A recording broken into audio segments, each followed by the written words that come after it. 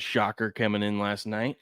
Tyron Smith, free agent Tyron Smith, is going to sign with the Jets. He's going to go protect old-ass Aaron Rodgers, and it's a $20 million deal. I didn't even know the Jets had $20 million to give away, and here's how they did it. I just saw this morning.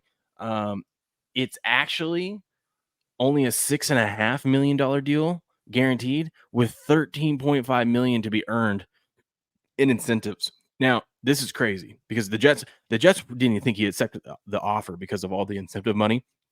I'm sure a lot of that is pretty easy incentives, like just has to like play the whole season or, most of the season and whatnot. But you just have to do your job. What's crazy is this is how they were able to get him. And if you guys don't understand how the salary cap works with incentives, this is a huge gamble because if he gets this incentive money, well, then it's going to penalize the Jets for the next couple seasons. So it goes against their cap next season, and then it's going to go against their cap after that. Because if he's on the team again next year, which maybe he won't be, and that's the way they get around it. But even then, it's still whatever incentive money you give out there. Let's say your team has $20 million, right, in incentives that they achieved over that year. It automatically goes against you the following season because it's assumed that they're going to hit those incentives again. That's how you get around it. It's like, okay, you didn't have to account for it this year. You're going to account for it next year, even though it was last year's money already spent. And then if they don't hit it, then you'll get credited the next year for it. So it's a mess. But basically, it's like if you have a lot of incentive money in these contracts and people hit it, you kind of tighten yourself up for 1 year the following year because you kind of screw you're going to use that. You're going all in. If they meet these incentives, you wind up winning a Super Bowl or something. It's like now I'm penalized for the next 3 years or something. Yeah. It's crazy how that all works in the NFL. But man, that's a big get for them. What do you guys think about Tyron Smith? I mean, I hate the Patriots. You can't do anything right. You can't get. I thought this guy was going to New England. I'm like, okay, there we go. We'll get a big boy. Big boy, come protect whoever the hell we're gonna have back there. And no, of course not. But the Jets got him. Jets looking to make a run this year now. What do you think, Cricket?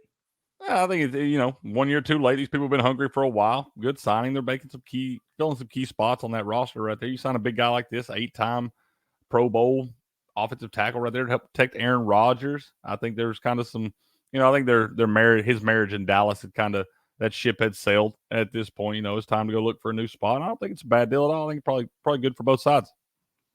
Yeah, I still think he has some left in the tank. I mean, he's only 33.